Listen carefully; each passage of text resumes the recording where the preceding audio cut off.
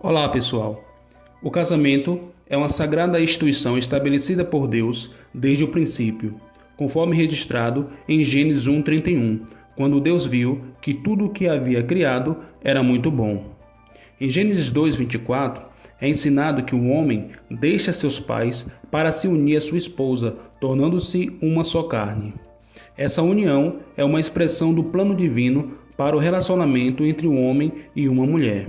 De acordo com as Escrituras, o casamento é exclusivamente heterossexual, caracterizado pela monogamia, refletindo assim a vontade de Deus para a humanidade. Em Marcos 10, versículo 9, relata a passagem que Jesus ensina sobre o divórcio, afirmando que desde o princípio da criação, Deus os fez homem e mulher. Ele ressalta que o que Deus uniu, o homem não deve separar.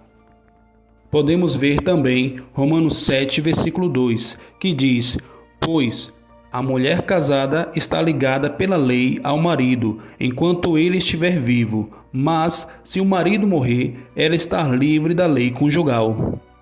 Em Efésios 5:31 e 32, diz: Por essa razão, o homem deixará pai e mãe e se unirá à sua mulher, e os dois se tornarão uma só carne. Este é um grande mistério, mas refiro-me a Cristo e à Igreja. Nesse versículo, Paulo compara o relacionamento entre o marido e a mulher ao relacionamento entre Cristo e sua Igreja, destacando a importância e a santidade do casamento aos olhos de Deus.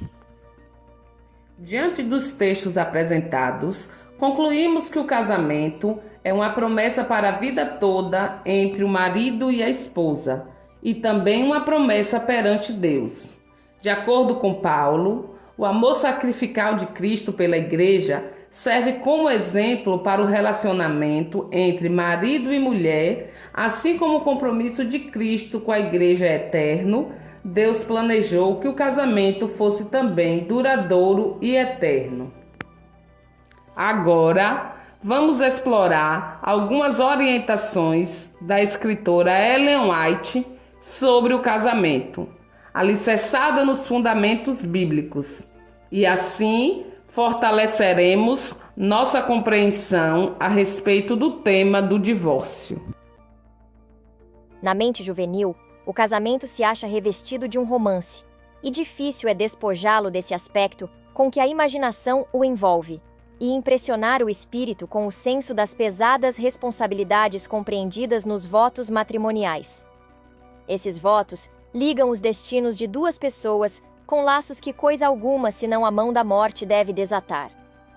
O casamento deve ser cuidadosamente considerado, pois é um passo tomado para a vida toda. É uma instituição sagrada, semelhante à união de Cristo e sua Igreja. Cada compromisso matrimonial deve ser cuidadosamente considerado, pois o casamento é um passo que se dá por toda a vida. Tanto o homem como a mulher devem considerar cuidadosamente se podem viver um ao lado do outro através de todas as vicissitudes da vida enquanto ambos viverem. Entre os judeus, era permitido ao homem repudiar sua mulher pelas mais triviais ofensas, e a mulher se achava então em liberdade de casar outra vez. Este costume levava a grande infelicidade e pecado. No Sermão do Monte, Jesus declarou plenamente que não podia haver dissolução do laço matrimonial, a não ser por infidelidade do voto conjugal. Qualquer, disse ele, que repudiar sua mulher, a não ser por causa de prostituição, faz que ela cometa adultério, e qualquer que casar com a repudiada comete adultério. Mateus 5:32. Se a esposa é incrédula e opositora, o marido não pode, em face da lei de Deus, abandoná-la só por isto. Nem os cônjuges podem se separar por incompatibilidade de gênios, mas sim devem procurar mudar a própria disposição. Não se deve considerar a falta de amor como uma razão suficiente para o divórcio após o voto solene feito, na presença de Deus e dos santos anjos, ainda que por um cônjuge imperfeito. Segundo Ellen G. White, a parte injuriada tem 3 possibilidades em face de um divórcio. Opção 1. Permanecer com a parte culpada. O inocente não se torna culpado por manter o casamento com o cônjuge infrator. Opção 2. Novo casamento. Um segundo matrimônio é justificável para o cônjuge inocente, em um divórcio permitido por adultério. E opção 3. Permanecer só.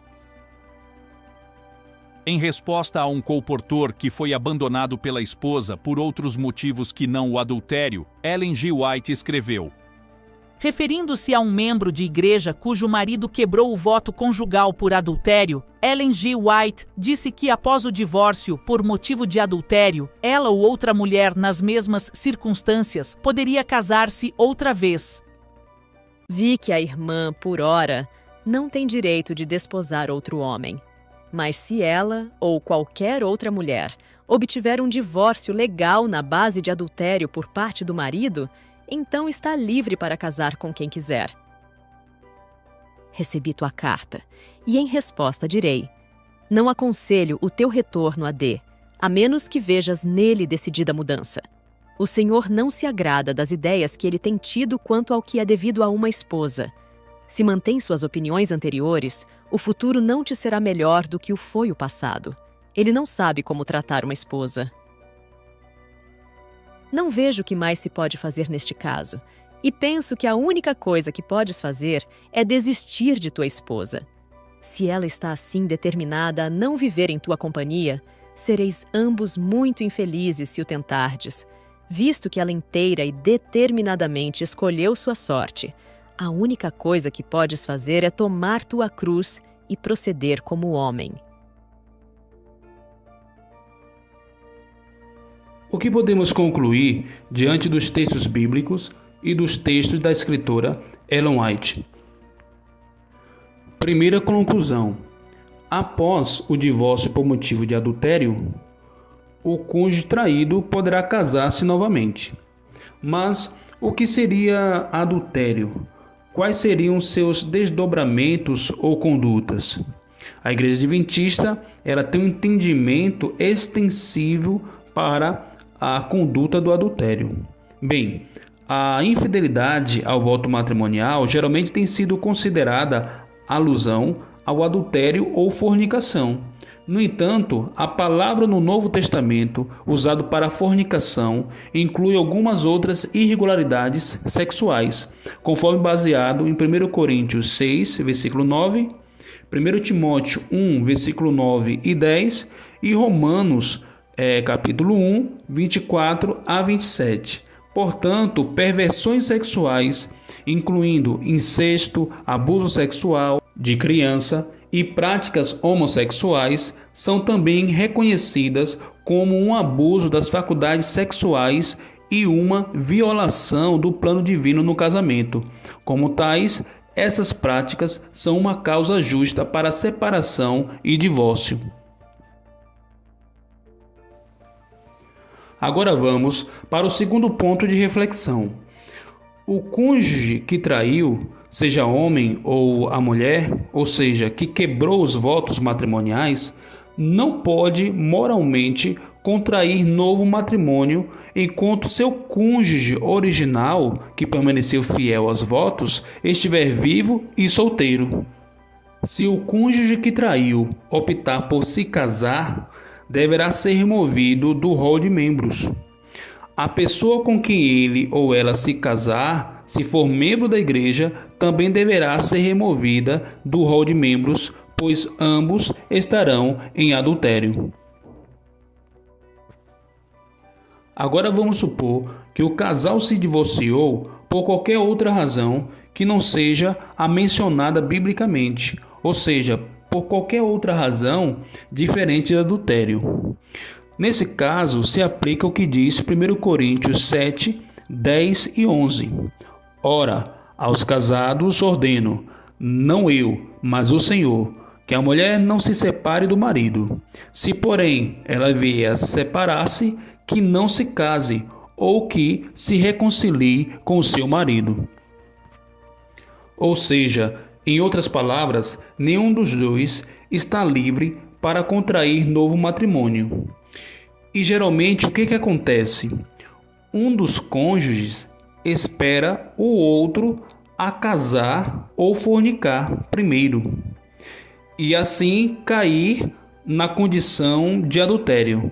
Dessa forma, acaba liberando e dá direito ao cônjuge que se manteve esperando e fiel a casar-se novamente.